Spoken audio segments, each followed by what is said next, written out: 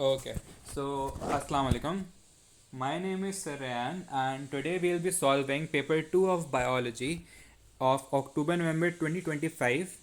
The total time that you have for this paper is 1 hour 45 minutes, and it's of 80 marks in total. Okay, so let's start with the first question. The first question is saying that hormones are produced by glands in the body, they alter the activity of a specific target organs. So hormones are produced by glands and they're affecting another organ, which are the target organs. So we have to draw lines to link the gland to the hormone and the target organ on which the hormone will have an effect.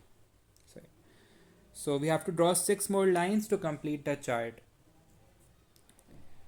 First, adrenal gland secretes adrenaline, which in turn affects your heart and it increases the heart rate. When will adrenal gland secrete adrenaline? It will secrete adrenaline when the body is in a fly a fight or flight situation. Okay.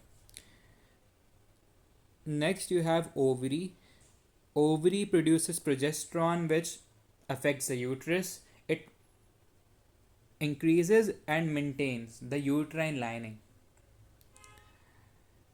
Then you have pancreas. Pancreas secretes glucagon, which affects liver. Glucagon is secreted when the blood sugar is low and it affects liver. It helps in glycogenolysis. It breaks down glycogen to form more glucose. Now pituitary secretes FSH, which affects ovary, of course. It's base it's basically a hormone which stimulates the follicles that are inside the ovary, and they start to mature. Name a chemical that is produced in a plant shoot to coordinate the shoot's response to gravity. Now this one's easy. This one's auxin. Auxin is produced in the tip of a shoot and it increases the length of a plant. So yeah, which is negative gravitropism. Okay. So our next question is, a constant supply of water is essential for both animals and plants. The diagram is showing the average daily water intake and the average daily water loss of an adult human. So, yeah. So if we talk about the water intake first, 250 ml of water is produced from our metabolism. So this is called metabolic water. Now, how does our body produce water? You all must know the equation of respiration, right? Which is glucose and oxygen is used to make carbon dioxide and water. So this is the metabolic water that they're talking about in this question. Next one, 750 ml from food and 1500 ml from drinks. So this makes a total of 2500 cm cube or 2500 ml. Now the average water loss is 100 in feces, 200 in sweat, 700 in evaporation. This forms 100 plus 1500 in urine. So this is a total of 2500 ml. Calculate the percentage of average daily water intake that is lost in sweat from an adult human. So an adult human is losing on an average of 200 ml daily. So 200 divided by the total water loss, which is 2500.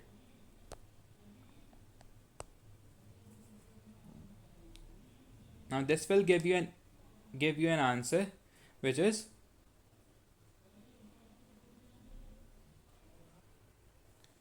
so it's 0.08. But they ask you to calculate the percentage, so we'll multiply it with 100 as well, so you will get 8% as your answer. Okay. The percentage of water lost in sweat is not always the same, obviously. Now they're asking the reason for it. This is a 3 mark question. So it's because homeostasis.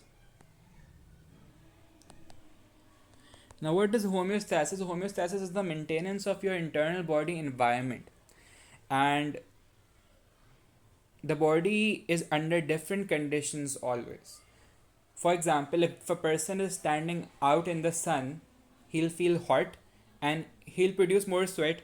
But if a person is inside a cold room, he will produce less sweat.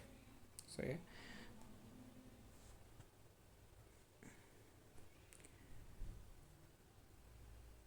Now, why do people sweat? They sweat to maintain the constant body temperature.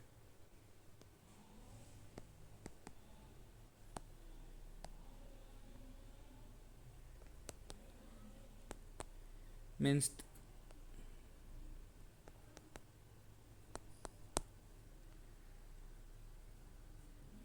and how will the sweat help to lower their body temperature? The sweat will evaporate, therefore removing the heat energy from our body.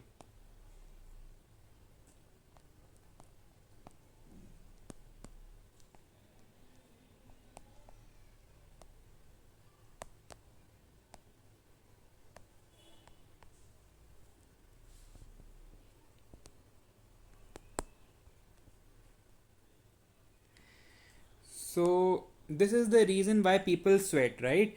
And this will be different under different conditions. For example, if there is increased activity,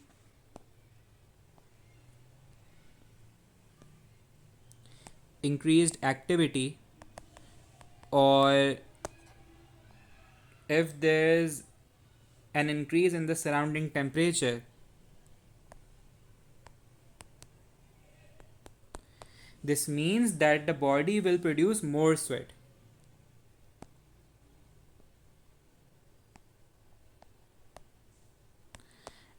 And vice versa.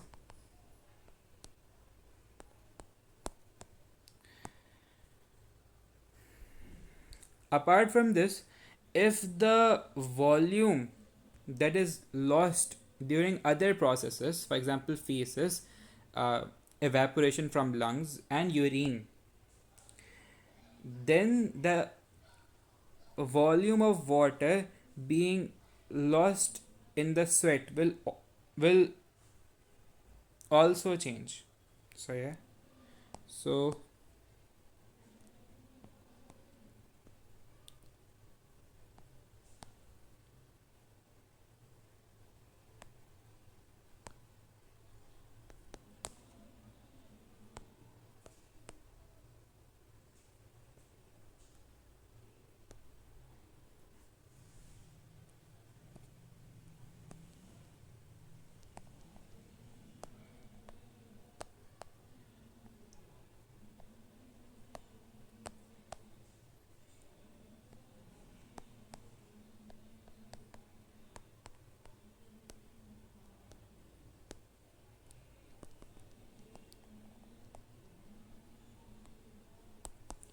okay. So these are all the 5 points that you can write. You don't have to write all of the 5 points. You can just write three. Say, because this question is of 3 marks, so you can write just 3 points and you will be done with it. Now the part B says a scientist measured the mass of water taken up and lost by a plant over 21 hours. The plant was kept at a constant temperature of 20 degrees Celsius. Readings were taken every 90 minutes. at 0 hours it was sunrise, and at 15 hours it was sunset. So yeah, so the sunset was from 15 hours to 21 hours, because it's a total of 21 hours. So this is when it was dark, and from 0 to 15 hours it was daylight. So this graph is showing two different lines. One is a dotted line, which is showing the water uptake. Let's draw it with red.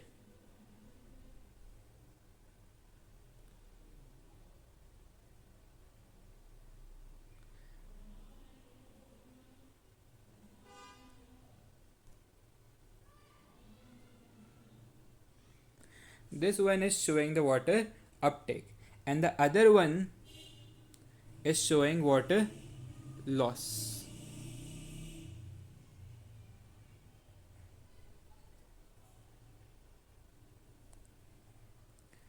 Okay, so now let's read the first part. Plant lose water by evaporation from their leaves. State the name of this process. Now this is an easy one. This is called transpiration.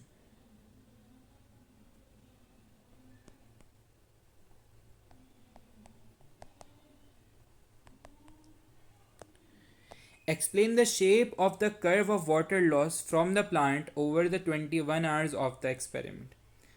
So they're asking us to explain this now, and we can clearly see that if we talk about water loss, for example, when is when is the water loss more? There's more water loss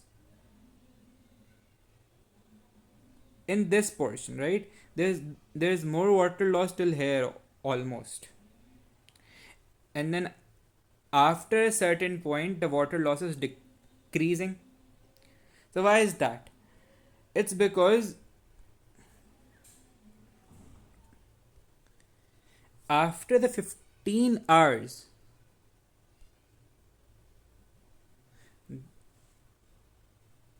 it's dark, and when it's dark the stomata will close.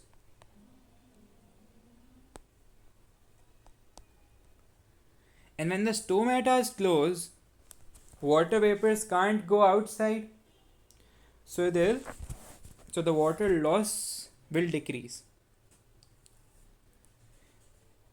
Also, before the sunset, from 0 to 15 hours, there's more water loss. Why is that? That's because the stomatas are open during day.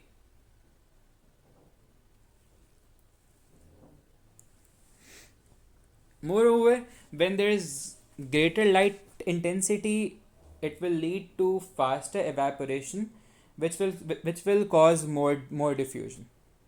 But at night, when there is less light, it will cause the stomatas to close. Also, it will lower the evaporation rate,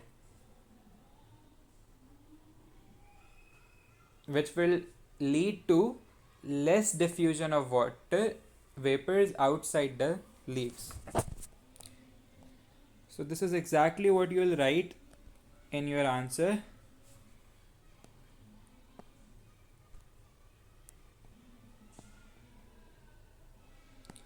Increased water loss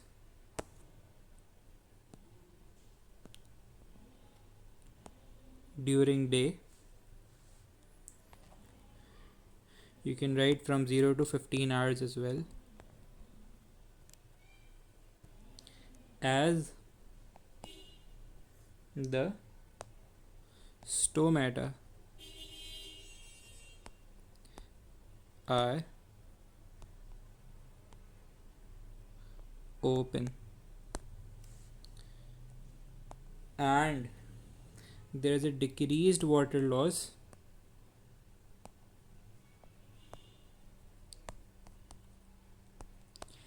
after sunset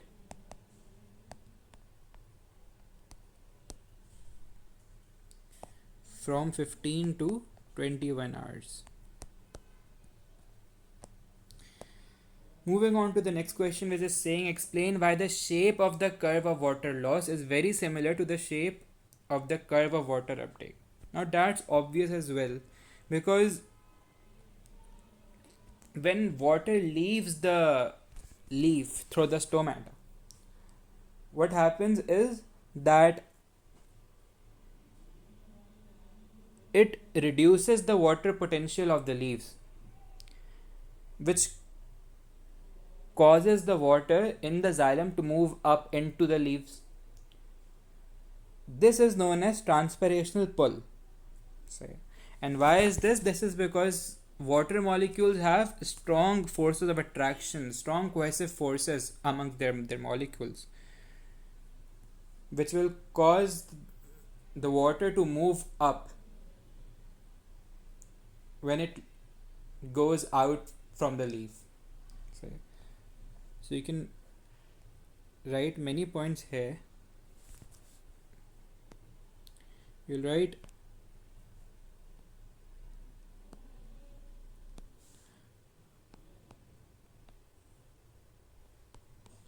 water transpires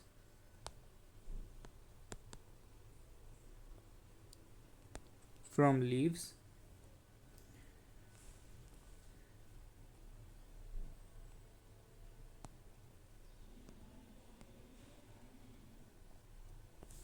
this reduces water potential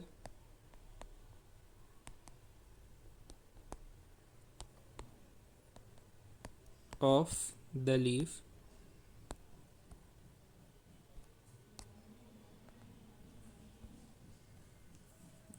leaves, and due to this the water moves up through xylem. Water moves up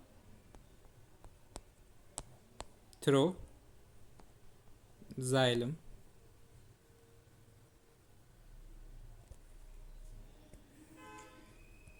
this is called as transpirational pull.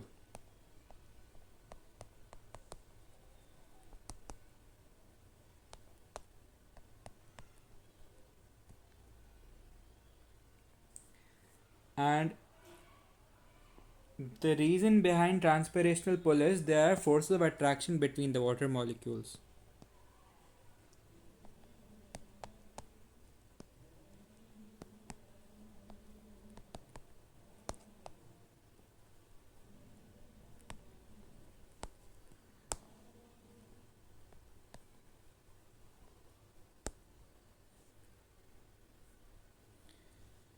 Now, how is this important for the plant? This will obviously prevent wilting and the loss of turgidity. So, yeah. Achha. The scientists repeated the experiment. All conditions were kept the same except the temperature was 10 degrees lower. Draw a new curve to show the expected results for water loss at the lower temperature. Now, only the temperature is less. All the other conditions are normal. So, if the temperature is less, the water loss will be low as well. Okay. But the shape of the curve will be the same. Okay, let's draw it with another color. Let's start with purple. So only the graph is lower. The shape is exactly the same. Okay, moving on to the next question. Azolla is a genus of small ferns that float in slow flowing or stationary fresh water. Azolla has cavities in its leaf that contains nitrogen fixing bacteria called Anabaenia azolla. In some parts of the world, farmers grow azolla in their rice fields. Rice fields are flooded with water so that rice plants grow half submerged. Figure 3.1 shows rice and azolla growing together in a flooded field, and figure 3.2 shows a section through an azolla leaf. Okay, so these are the rice plants, and these are the clumps of azolla that are growing along with the rice plants. So, and in the microscopic picture, you can see that there are leaf cavity containing airs in which there are nitrogen fixing bacteria. You can appreciate the presence of chloroplasts as well, the chloroplasts that are inside the leaves, and you can appreciate the presence of cell walls as well. There's a cell wall as well, and it is a multicellular organism. Right. So you can appreciate these 5 points, that a cavity with nitrogen fixing bacteria, chloroplast, cell wall, and it is a multicellular organism. Even though it's very small, it's still a multicellular organism. Azolla is a fern and rice is a flowering plant. Ferns and flowering plants are two groups in the plant kingdom. Using the information from figure 3.1 and 3.2 state two structural features used to classify azolla in the plant kingdom. So I told you 5 things, and among those 5 things, 3 are, you can call them similarities from a typical plant cell, that are the presence of chloroplast, cell wall, and they are multicellular. Now you can write any two. I'm writing the presence of cell wall and chloroplast.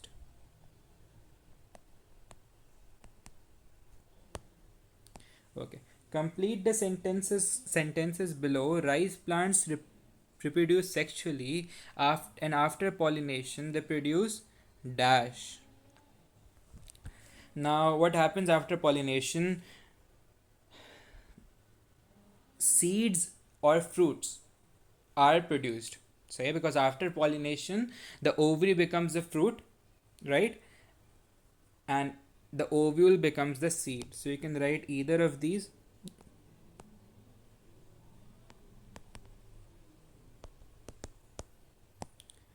Azolla reproduces sexually by producing spores, or you can also write gametes as well, because it is a sexual reproduction. And why spores? Because they are plants. Suggest why the rice yield increases. Okay, so the answer to this is very obvious. Azolla had nitrogen fixing bacteria which will produce nitrates. Say, azolla has nitrogen fixing bacteria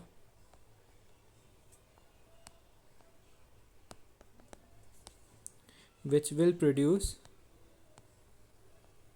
nitrates, and these nitrates will enter the soil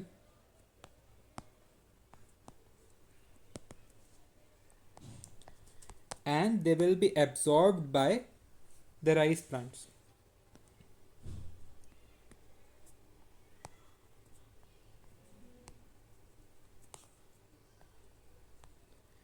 Now, why are nitrates important? Because they make proteins.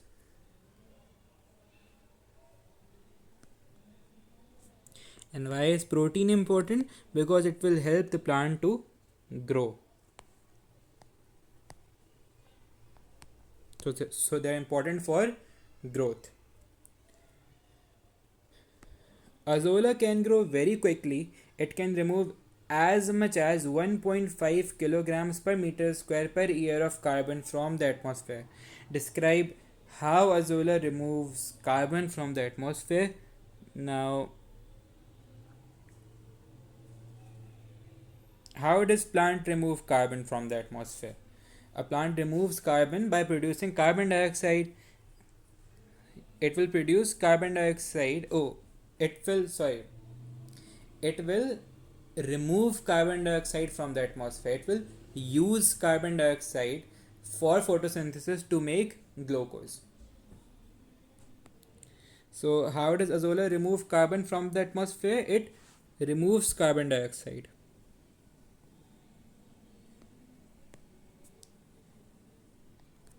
Removes carbon dioxide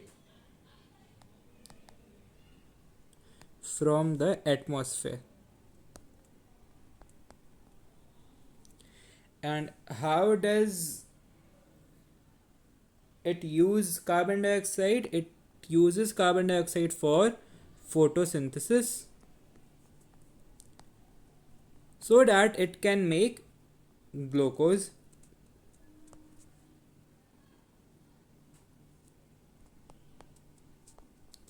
which is later stored in the form of starch.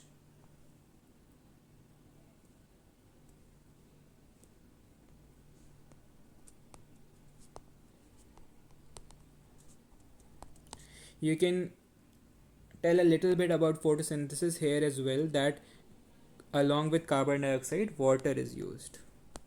Achha. Don't write CO2 or H2O, you have to write the complete words for it, that are carbon dioxide and water. Okay. Explain why removing carbon from the atmosphere may help the global environment. Now, obviously, carbon dioxide is a greenhouse gas.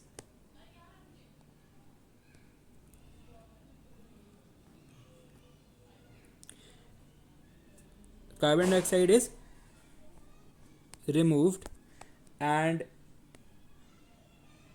as carbon dioxide is a greenhouse gas,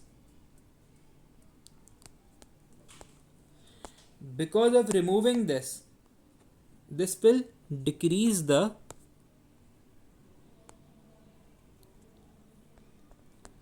greenhouse effect.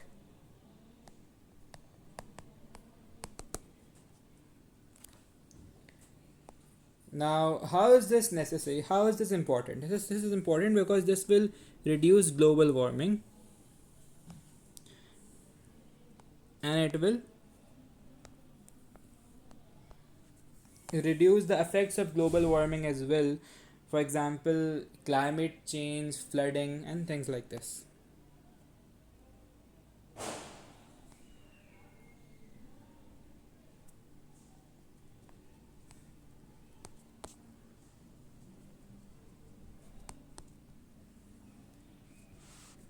Okay. Now, different species of azolla are found naturally in many countries. Azolla has also been introduced by humans to some countries where it is not native. When azolla is introduced to a country, it can have an impact on natural freshwater ecosystems, such as how azolla can have an impact on these freshwater ecosystems. First of all, if the azolla is being put into a freshwater ecosystem, it will compete for resources.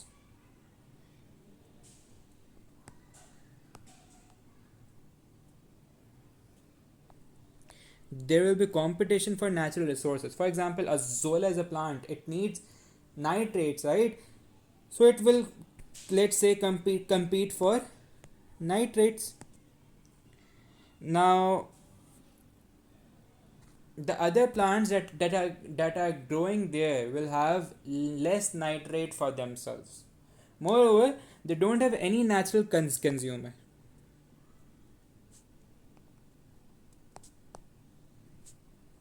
Now, this is a major issue. How is it a major issue? It's a major issue because if there are no natural consumers for it, then what will happen? This will grow freely without any limit. And if it grows freely without any limit, the competition will increase, there will be less nitrates, and the other plants that need nitrate will start to die. So, yeah. So that's why it's a major issue.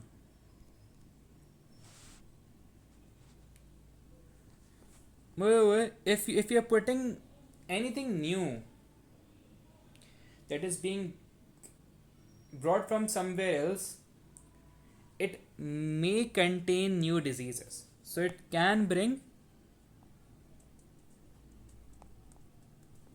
new diseases.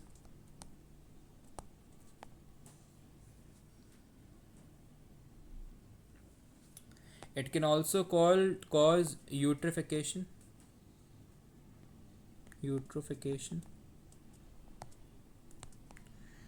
and it will eventually lead to reduction in biodiversity, reduction in biodiversity,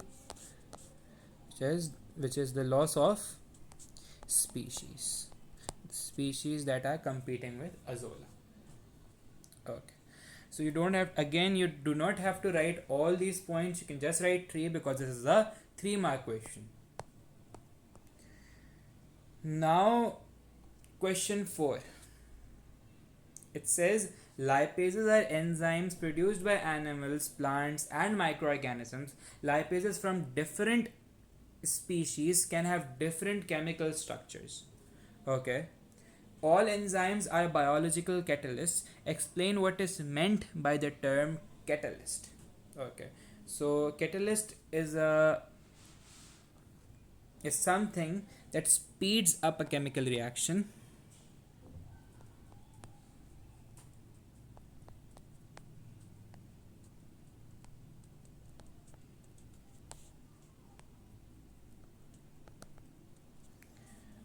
And even after a reaction is completed,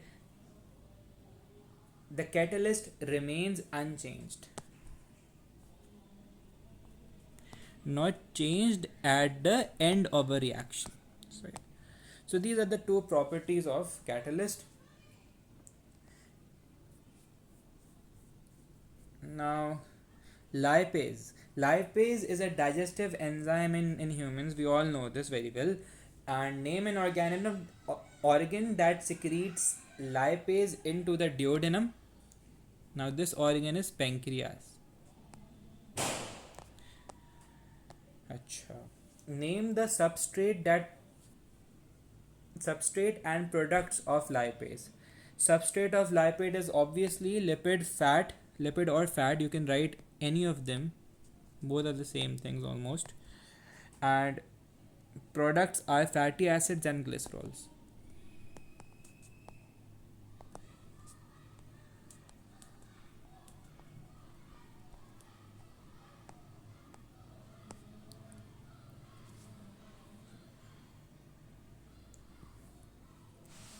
The part C. Some scientists collected species of bacteria from 3 different sources, A, B and C.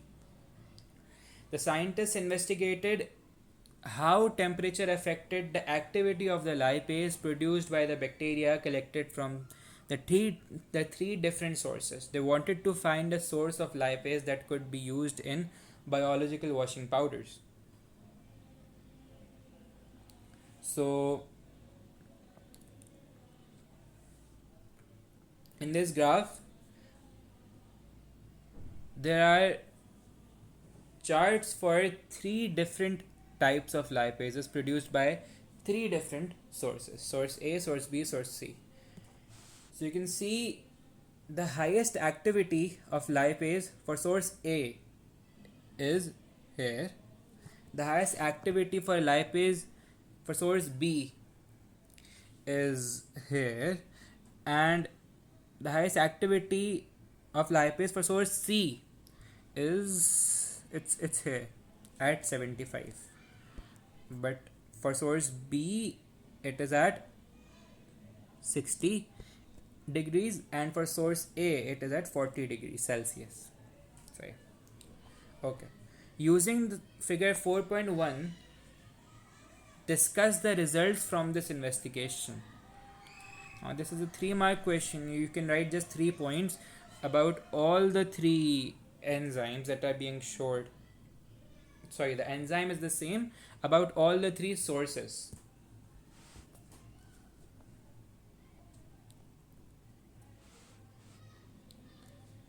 you can write that acha, all of them are active between 40 and 85. All of them are active between 40 and 85.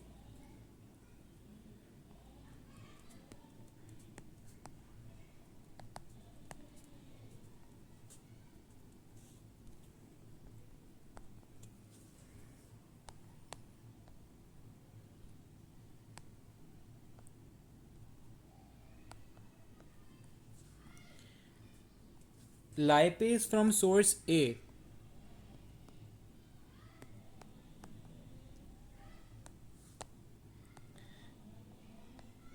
is the most active at 40 degrees.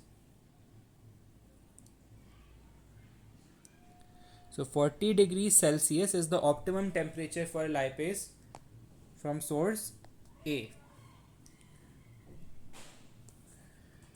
Lipase from source B is the most active at 60 degrees. So 60 degrees Celsius is the optimum temperature for lipase from source B. And if we talk about lipase from source C, it is the most active at 75 degrees Celsius. So this is the optimum for lipase for source C. So this is what we were able to observe from the investigation. So lipase from source C works best at a higher temperature, whereas lipase from source A works best at a lower temperature of 40 degrees Celsius. On to the next part. The lipase molecules produced by different species of bacteria have different chemical structures. Explain what determines the different chemical structures of lipase molecules. Explain why different chemical structures can affect their activity at different temperatures. Okay. So, this question wants your answer in two parts. The first, what determines the different chemical structures of lipase molecules? And the second part, why having different chemical structures can affect their activity at different temperatures. So, yeah. So, why do these enzymes, these lipase molecules have different structures? This is because they are produced by different organisms, and each organism has a separate DNA, and DNA has genes. It has a sequence of bases, and that sequence of bases is used to make an enzyme. So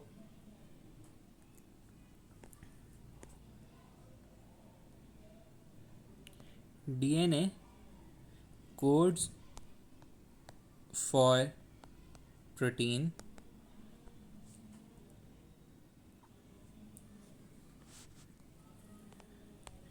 what does DNA have? DNA has a sequence of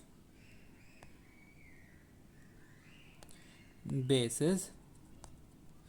This sequence of bases will decide the sequence of amino acid.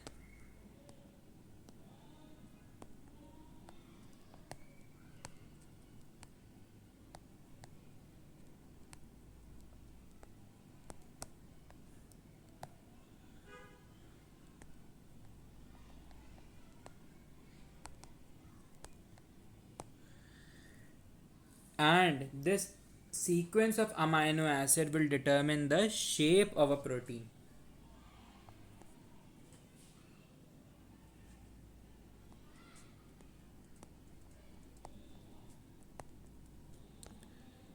The shape and therefore the function of the protein as well.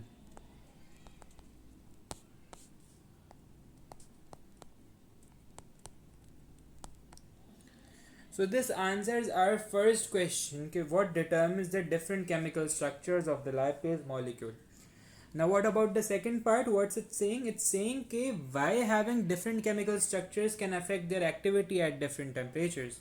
So this is because proteins will with different chemical structures will have their active sites denatured at different temperatures.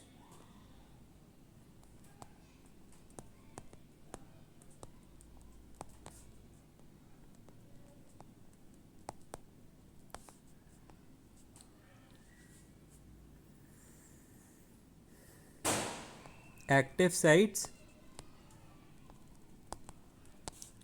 denature at different temperatures.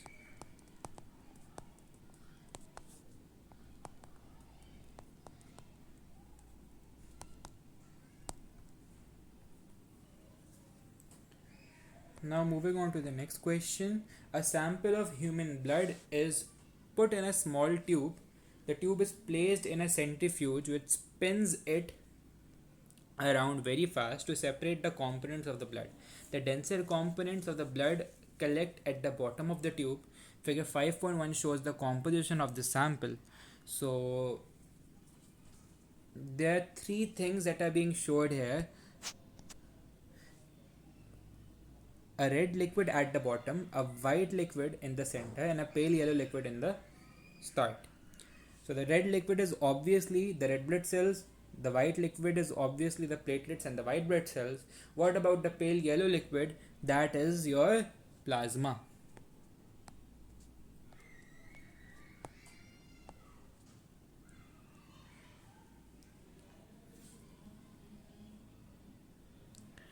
Now, what is the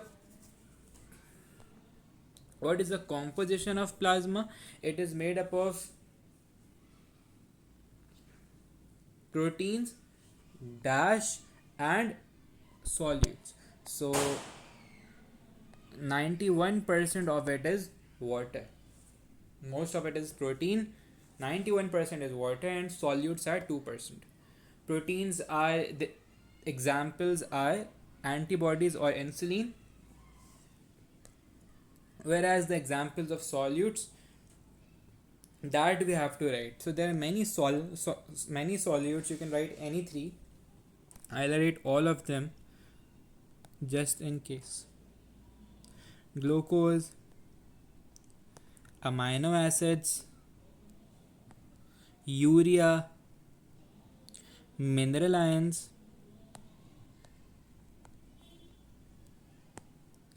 vitamins,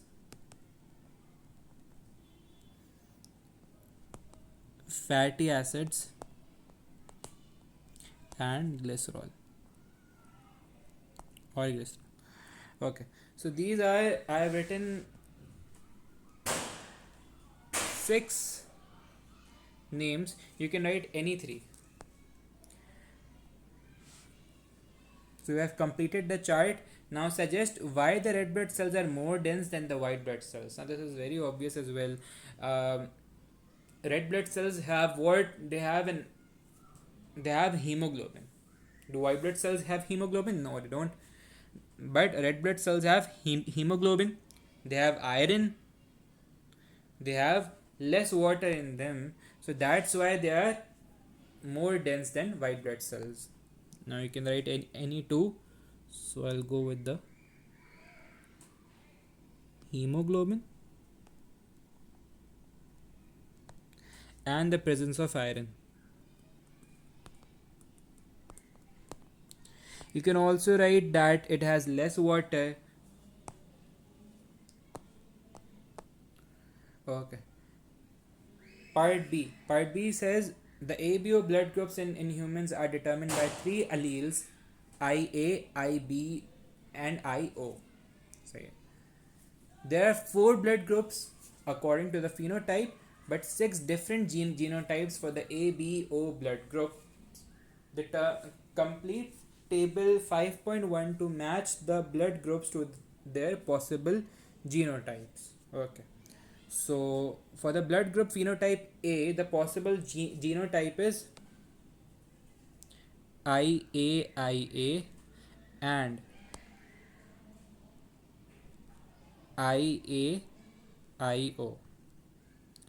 For blood group B, IBIB and IBIO. For blood group AB, IAIB. This is an example of what? Codominance. And for blood group O, IOIO. And as you can realize from this, that blood group O is a recessive allele, whereas IA and IB are dominant alleles. Allele IO is recessive and allele IA and IB are dominant alleles. Okay, so we have written the 6 different genotypes here: 2 for A, 2 for B, and A, B, and O has 1 each. A pregnant woman has blood group O. The fetus in the woman's uterus developed from one of her fertilized eggs and has the blood group B. State the genotype of the fetus. So, if the fetus has blood group B but the mother is blood group O, the father must have blood group B as well. So, yeah, because it has to come from somewhere. So, as the mother has blood group O, her genotype would be IO and IO. And for example, the father is IB and IB. From the father of the fetus, it got IB, and mother can only give IO. So that's why the genotype of the fetus would be IB and IO.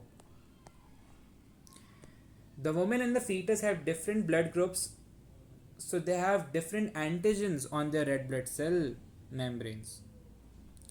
The woman has antibodies to the antigens on the red blood cells of the fetus. The woman has antibodies.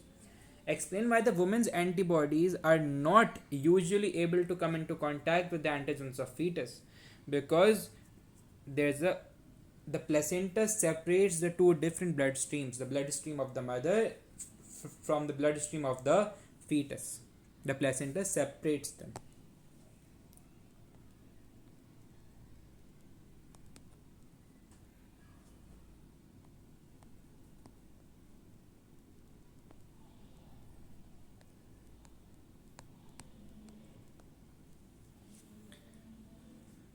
Okay. Apart from this, the antibodies are too big to cross the placental membrane or the capillary walls.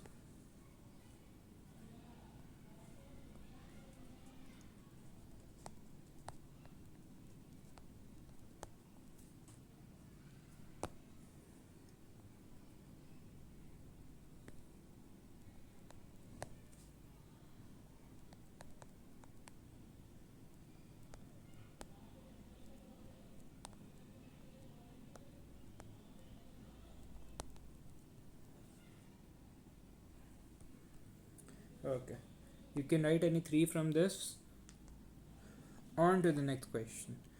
Now, cholera is a disease caused by the pathogen Vibrio cholera. Outbreaks of cholera often occur after natural disasters such as earthquakes.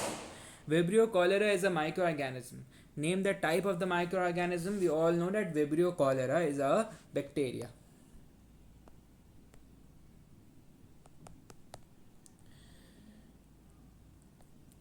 And it causes the disease cholera. It's called Vibrio because it has a comma shape. Now part 2. Suggest and explain the reasons why outbreak of cholera are more likely after natural disasters. Because most of them are transmitted through drinking water.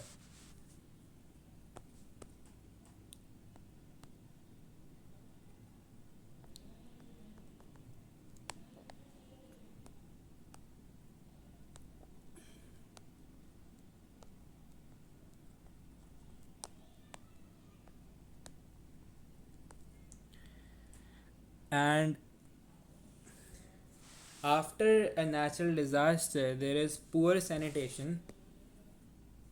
You have to write this: poor sanitation.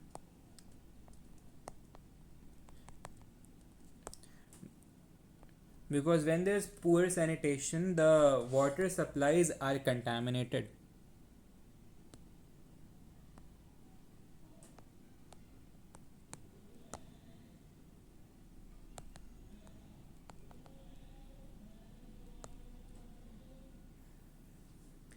And after a natural disaster, the removal of sewage can be disrupted.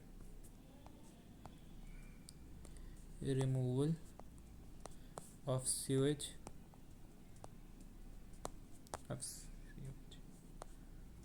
disrupted.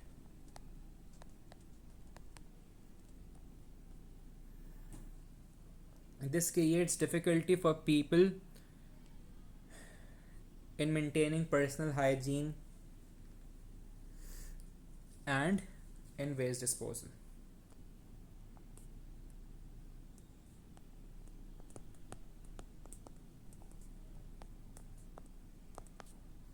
Difficulty in waste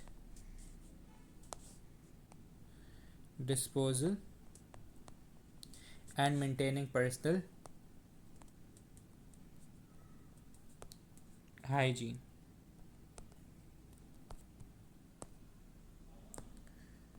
On to the next part. An infection with Vibrio cholera can cause severe diarrhea.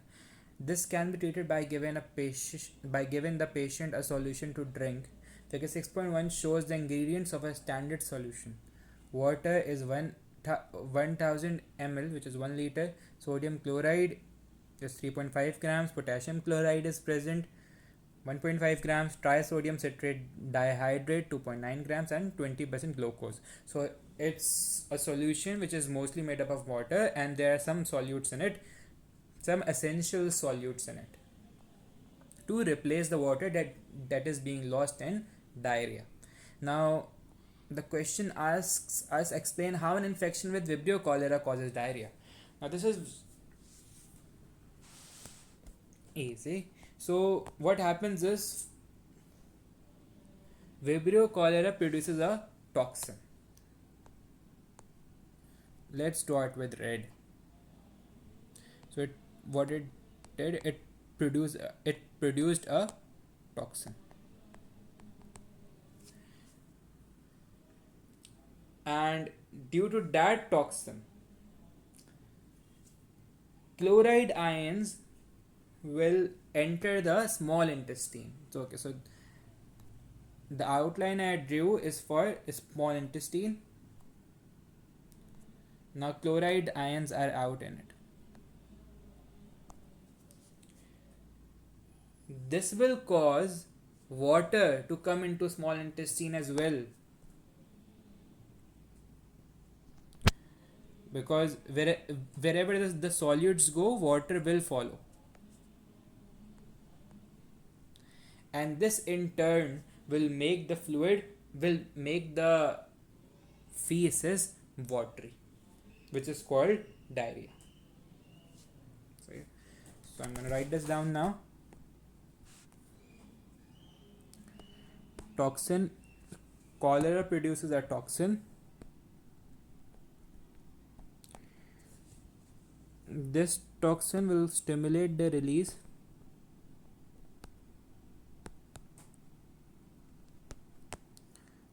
of chloride ions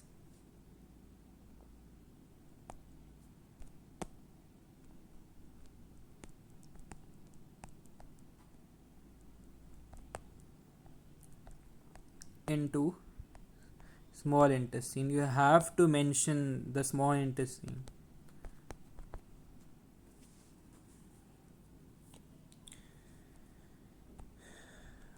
Water will follow.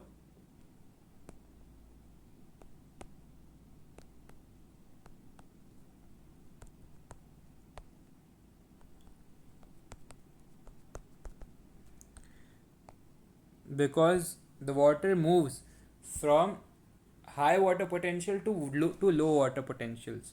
when the chlorine moved out of the cell into the lumen of the small intestine. Now, in the lumen of the small intestine has low water potential. That's why water will move out from the cells into the lumen.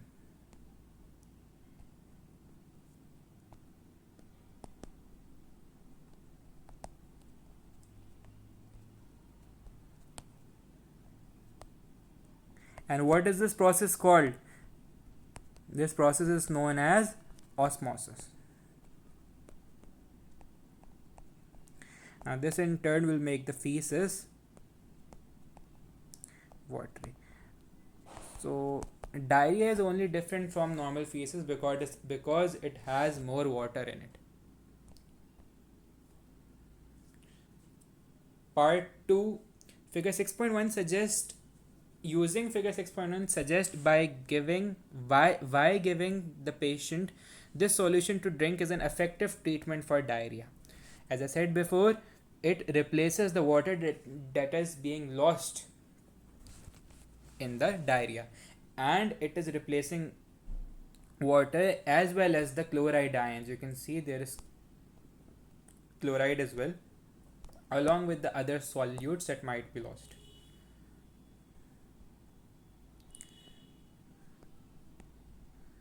Replaces water and chloride ions. Okay. Our next question says the mammalian nervous system is essential for coordination and control. It is an organ system that contains the eyes. Okay. Explain the differences between organs, tissues, and cells using the eye as an example. Okay. So we have to write a one line definition for each of them and give an example from the eye, because it is saying using the eye as an example. Organs, tissues, and cells. So let's start with cells first. We all know that cell is the basic unit of life.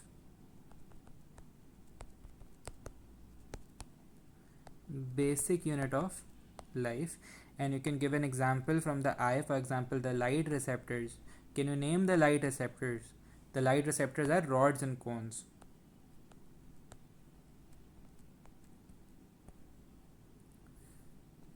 Then comes the tissue. Tissue is a group of similar cells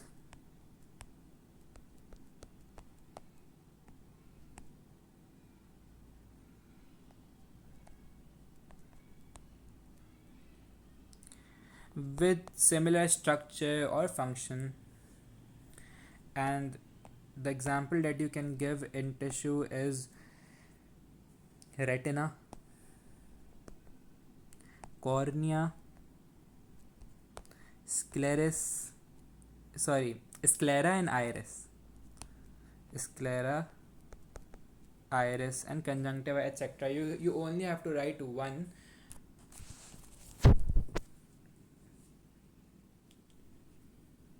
Now, organ is a group of tissues with specific function. Organ is a group of tissues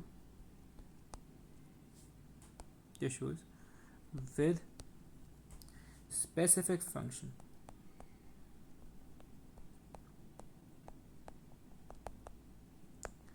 For example, eye itself is an organ, and optic nerve. You can also add optic nerve. Optic nerve is the nerve that is taking impulses from your eye to the brain. Okay. Now, part B of the 7th question. It says that synapses are found in the mammalian nervous system. Explain how the structure of a synapse ensures that electrical impulses travel in one direction only. One direction means that they are unidirectional.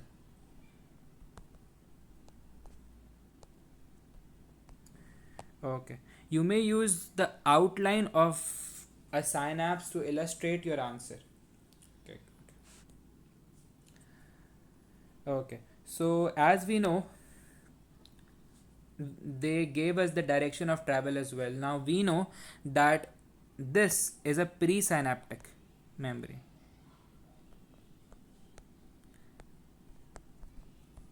This is the presynaptic membrane, and this is the postsynaptic membrane.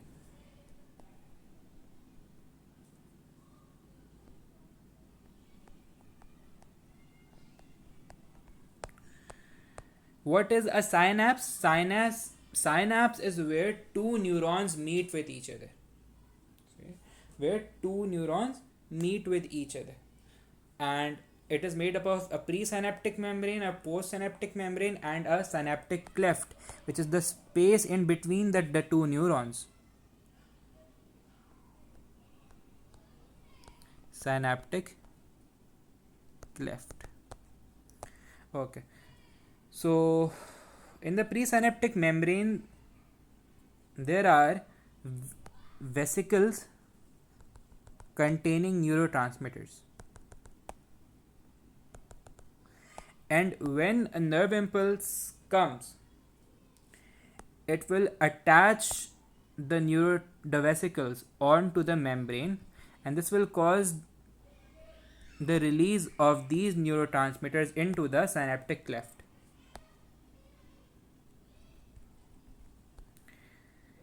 Once they are in the synaptic cleft, there are certain receptors on the postsynaptic membrane on which these neurotransmitters will attach,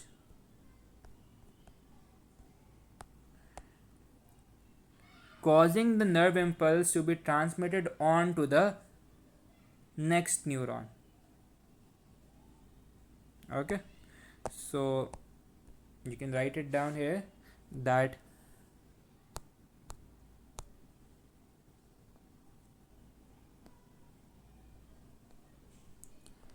vesicles in the presynaptic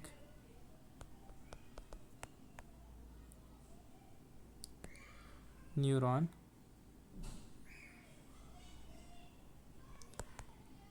contain neurotransmitters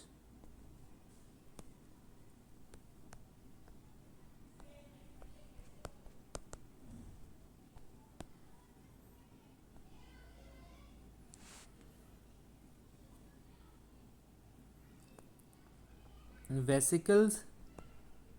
Okay, so vesicles are only in the presynaptic neuron. That's why the impulse is unidirectional. So yes, you have to add this point that vesicles are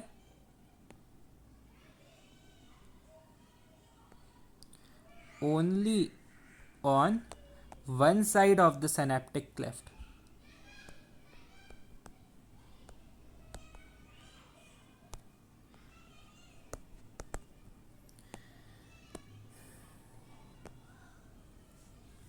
The impulses cause the neurotransmitters to be released in the gap,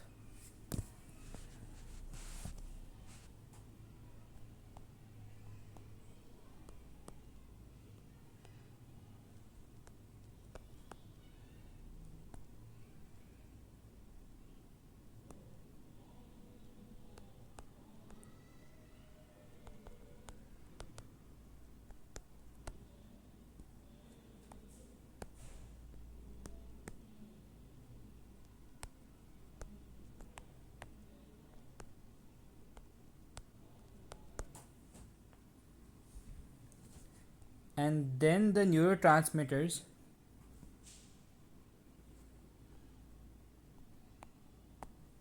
will diffuse across the gap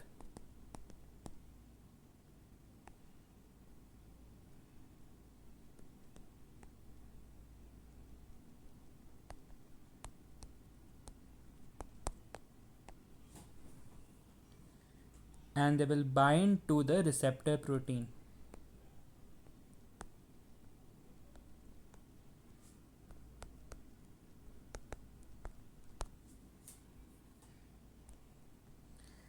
Just like the neurotransmitters were only on the one side of the cleft, the receptor proteins are on the other side of the cleft only.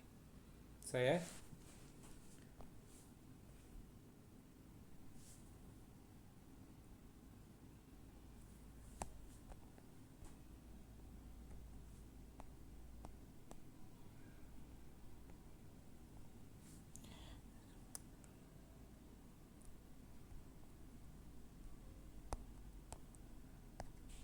Receptors in cell membrane are on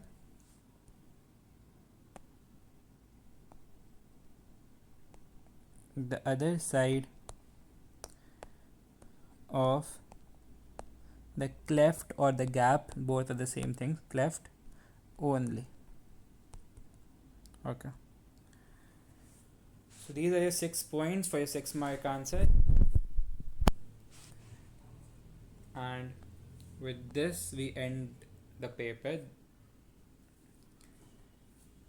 I hope it helped you. Love us.